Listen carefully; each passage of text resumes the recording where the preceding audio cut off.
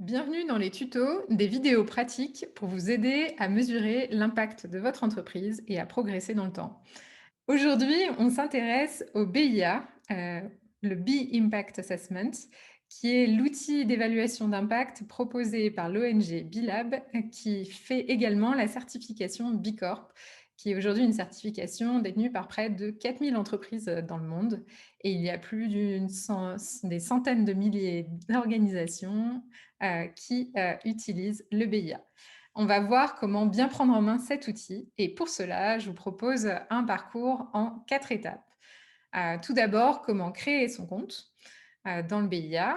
Deuxième étape, on regardera comment se repérer dans l'outil.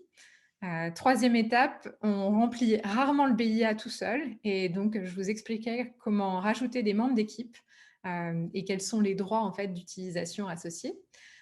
Et enfin, on finira par des astuces de navigation pour utiliser cet outil non seulement pour mesurer votre impact, mais aussi pour progresser et en faire un vrai outil d'amélioration en interne. C'est parti du coup pour notre découverte. Pour faire cette découverte, je vous propose une entreprise pilote, un bateau pilote, l'entreprise TechTest, qui est une entreprise purement fictive, qui a 35 personnes dans ses effectifs, ce qui représente 25 ETP, car en fait, cette entreprise propose l'option de temps partiel à de nombreux collaborateurs. Elle est dans le secteur du coup des services à empreinte environnementale mineure. On verra que c'est l'un des paramétrages à faire dans l'outil BIA quand on crée son compte. Son industrie, c'est l'information, elle est classée dans l'information, communication et technologie. Et on verra en fait que la catégorie qui correspond le plus, c'est celle des services de programmation informatique, puisque TechTest développe des applications, aussi bien web que mobile, pour des organisations à but lucratif et non lucratif. Voilà pour notre bateau pilote.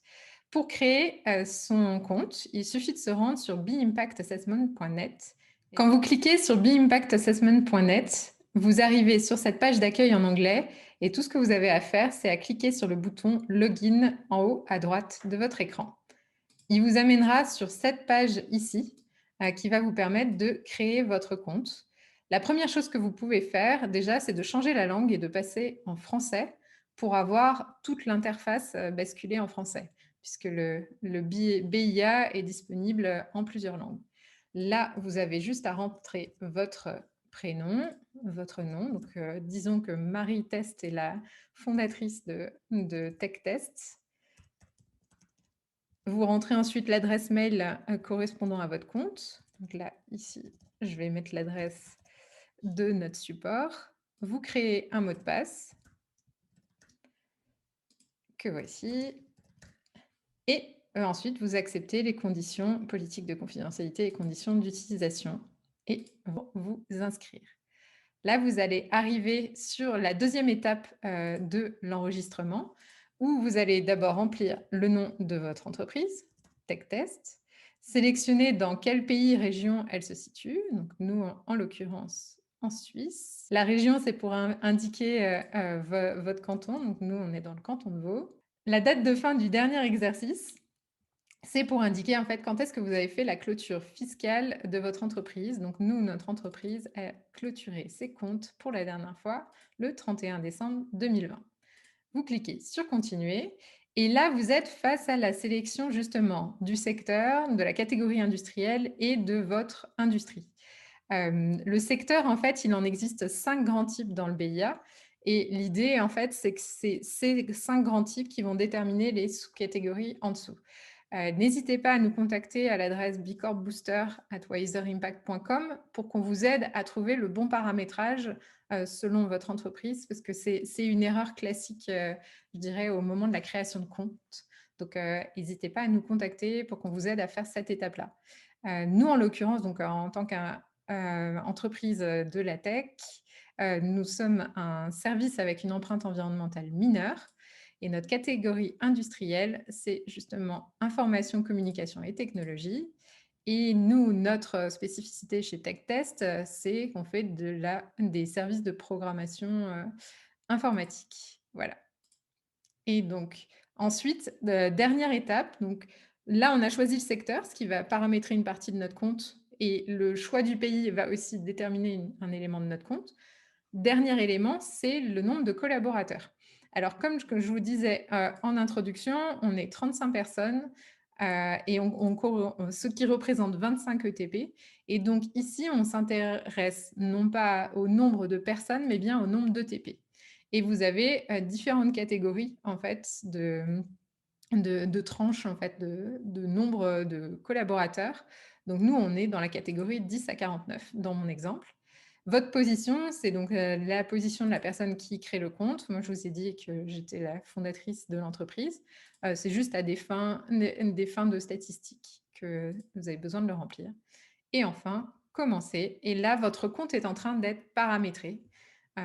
Et donc, vous allez arriver sur votre tableau de bord où vous allez trouver du coup le score global de l'entreprise, quel est le pourcentage de complétion du questionnaire, et puis la façon dont est découpé votre score global dans un score opérationnel, un score lié à vos modèles d'affaires à impact, qu'on appelle les IBM, et un score non applicable qui est là pour corriger en fait les écarts de législation et aussi de fonctionnement entre les entreprises qui utilisent cet outil. Et on revient plus en détail dans nos programmes d'accompagnement pour vous aider à comprendre un peu mieux ce que c'est que ce score non applicable. Voilà, maintenant votre compte est créé. À vous de le remplir pour aller de l'avant.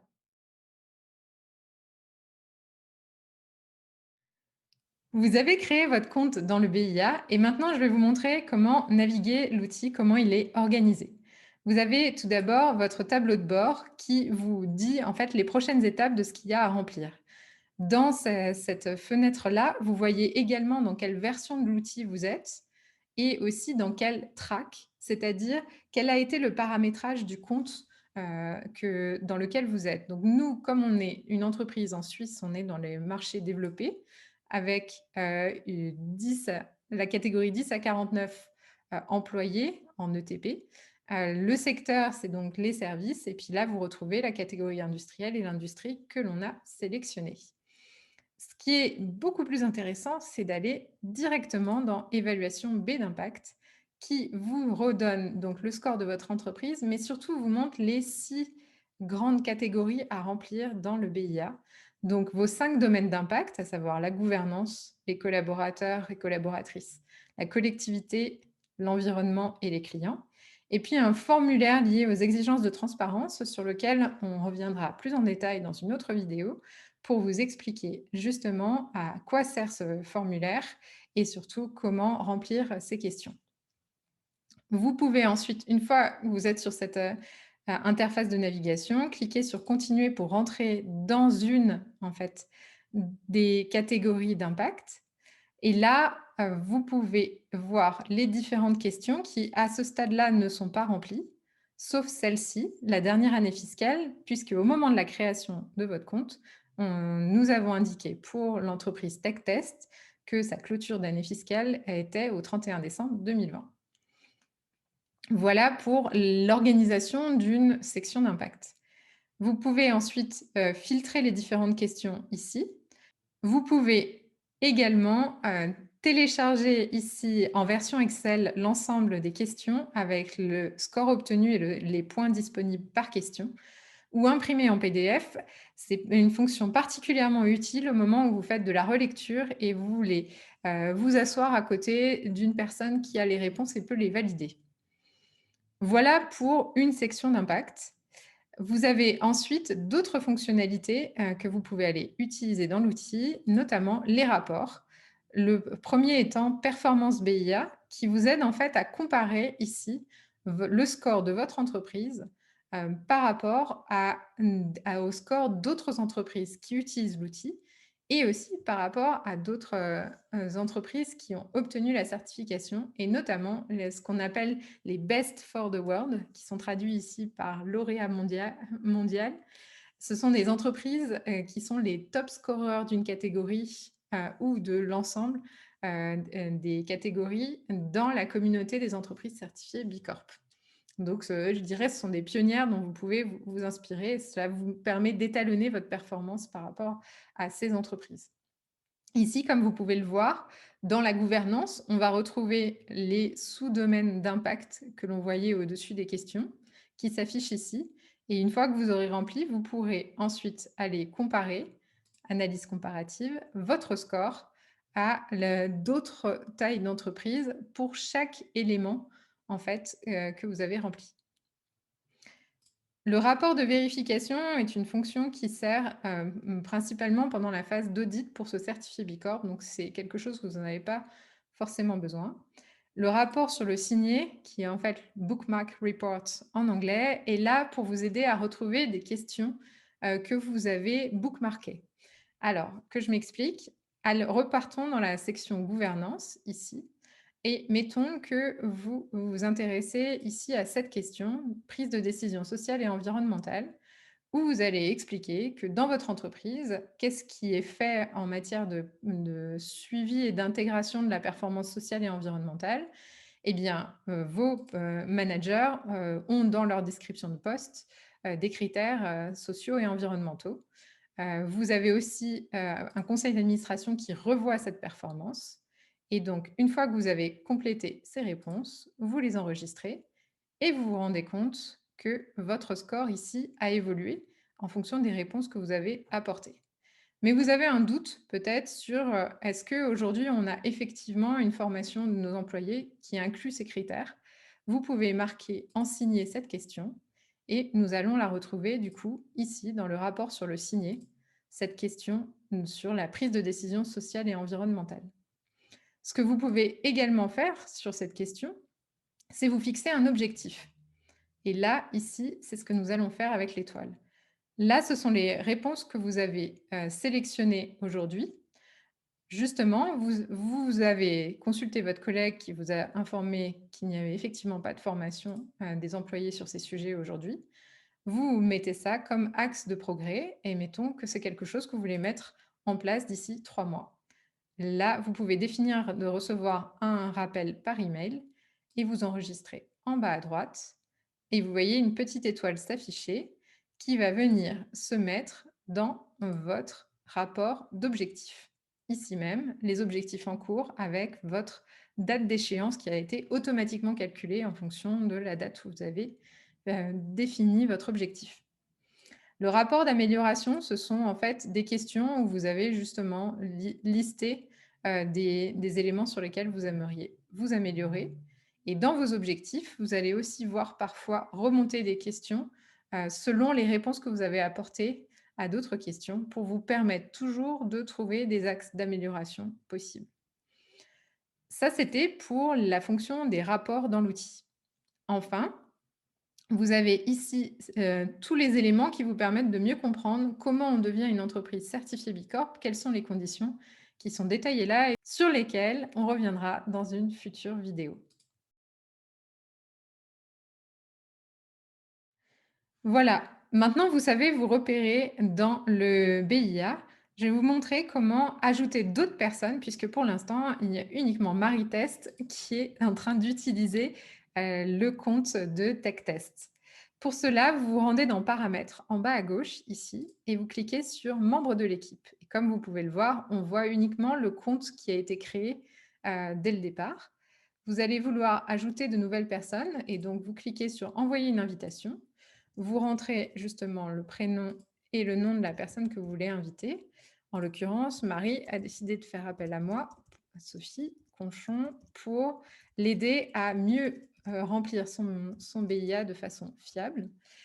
Instruction qui est facultative, c'est juste un élément pour dire ici, rajouter un message dans la notification qui sera envoyée par mail à la personne qui vous a demandé.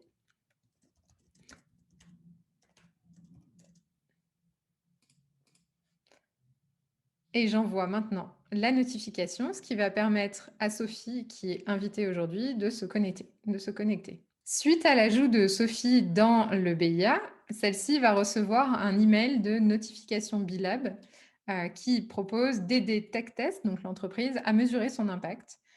Vous retrouvez ici le message personnalisé que l'on a rempli. Et ensuite, quand vous cliquez ici sur ce lien, Sophie, qui est la personne qui a été invitée, en l'occurrence moi, va pouvoir, se connecter directement, sur le BIA et arriver dans le compte de l'entreprise TechTest. Je vous montre ça maintenant. On est de nouveau, donc dans le compte TechTest et comme vous allez pouvoir le voir, cette fois-ci, la personne qui est connectée sur ce compte, c'est donc Sophie. Comment le savoir? Tout simplement parce que si je retourne dans notre question que nous avons déjà remplie et comme vous pouvez le remarquer, une question remplie s'affiche de la couleur de la section. Donc c'est un moyen visuel assez pratique pour repérer les questions que vous n'avez pas encore remplies. Ici, je vais utiliser la fonction commentaire, ce qui est particulièrement utile quand vous voulez vous échanger des messages au sein d'une équipe projet sur la question qui est ici. Donc, vous pourrez lister par exemple votre commentaire. J'ai une question, l'envoyer et vous allez voir que ce qui s'affiche, c'est le nom de l'utilisateur qui est connecté et à quelle date et à quelle heure. Du coup, il a posé sa question. Petite astuce, vous pouvez utiliser ça, justement pour échanger au sein de l'équipe projet tant que vous êtes dans une phase de remplir, l'évaluation d'impact et prendre en main, en fait, ces questions. Avant de soumettre pour une éventuelle, demande de certification Bicorp, pensez bien à effacer simplement vos commentaires ici, puisque une fois que vous avez soumis votre demande, vous ne pourrez plus modifier, en fait, les commentaires et cette section commentaires est surtout utile pour répondre aux questions que vous poseront les analystes de Bilab et justifier également vos réponses, puisque comme vous avez pu le voir quand je clique ici sur commentaires, vous pouvez ajouter des pièces jointes ou des liens qui permettent justement d'étayer la réponse que vous avez apportée à cette question. Dans mon exemple, vous êtes fixé comme objectif d'avoir une formation de vos employés qui intègre justement ces critères sociaux et environnementaux. Un élément de preuve tout simple, c'est d'ajouter les documents de la formation ici, soit le synopsis, la fiche qui présente la formation, soit directement les slides pour montrer que cette formation existe bien dans votre entreprise. Quelques petites astuces de navigation maintenant. La première chose, c'est que dans votre tableau de bord, ici, vous avez le lien avec un autre outil qui a été développé par l'ONG Bilab en partenariat avec le UN Global Compact, qui est le SDG Action Manager. Et si vous voulez en savoir plus, vous avez juste à cliquer ici, ce qui vous permettra notamment de connecter les deux outils. Pour voir le lien entre les deux outils, vous allez le voir directement dans les questions du BIA. Donc si je vais par exemple dans la section collaborateurs et je prends, mettons, la question sur les politiques et pratiques de formation professionnelle, ici vous avez la question qui correspond au BIA et si vous descendez légèrement, vous voyez que cette question peut également être trouvée dans ces deux modules du SDG Action Manager. Donc cette question finalement vient nourrir la contribution de l'entreprise à ces deux ODD. Et donc ça, c'est la connexion qui existe entre les deux outils. Donc quand vous avez rempli votre BIA, vous pouvez transposer les réponses que vous avez apportées dans cet autre référentiel et environ à peu près 50% se retrouvera et vous aurez à compléter de nouvelles questions. Autre astuce de navigation, les systèmes de filtres qui vous permettent de voir les trois types de questions que l'on trouve dans le BIA et ont vraiment trait à vos pratiques de RSE et d'entreprise responsable. Les pratiques liées à vos IBM, donc Impact Business Model, sur lesquelles on rentrera plus en détail dans une autre vidéo, puisque ce sont une spécificité du référentiel Bicorp qui demande un peu plus d'approfondissement. Enfin, les questions de déclenchement, appelées en anglais gating questions, sont des questions qui ouvrent d'autres questions. Et donc, c'est très important de les identifier, comme je vais le faire là, comme vous le voyez ici dans cette section, on en a 6 qui ont du coup été filtrées, puisque justement, si je reviens sur cette question que nous voyions auparavant, elles vont ouvrir de nouvelles questions pour préciser davantage les pratiques que vous avez mises en place. Exemple, nous avons une politique de promotion interne et d'embauche sur les postes avancés. Si vous enregistrez votre réponse, vous allez voir, cette fois-ci en ayant tous les types de questions, donc juste en dessous, qu'il y a effectivement une question sur la promotion interne qui s'est ouverte dans l'outil pour vous permettre justement de montrer l'efficacité de la pratique mise en place, les résultats observés. Toujours dans nos filtres, vous pouvez aussi filtrer les questions selon le nombre de points disponibles et le nombre de points gagnés. Les points gagnés étant les points qui ont été déjà obtenus par votre entreprise en fonction des réponses que vous avez remplies dans l'outil. Et enfin, ce que je vous encourage vivement à faire aussi, c'est d'aller regarder l'analyse comparative dans cette section qui vous permet de voir justement où se situe votre entreprise par rapport aux autres entreprises qui utilisent l'outil. Voilà pour ce tuto. Maintenant, c'est à vous de jouer. Créez votre compte BIA, ajoutez des membres d'équipe, que ce soit des personnes à l'interne qui vont vous aider à remplir l'outil, sachant que tout le monde a accès à l'outil et il n'y a pas de notion de administrateur et d'accès différent. Donc, réfléchissez bien à la confidentialité des données qui sont rentrées et est-ce qu'il est possible de donner libre accès à tous les membres d'équipe à ces données. Enfin, n'hésitez pas à réserver une consultation avec nous en nous écrivant à l'adresse bicorpbooster@wiserimpact.com si vous avez des questions, notamment dans les étapes de création de votre compte BIA. Si ce tuto vous a été utile, n'hésitez pas à nous ajouter un pouce, un like et à nous le mettre en commentaire. Si vous avez des suggestions de futurs tutos que vous aimeriez que nous développions, n'hésitez pas aussi à nous les mettre en commentaire. Ça nous aide à construire du contenu toujours plus pertinent pour vous aider sur votre chemin d'impact. À bientôt!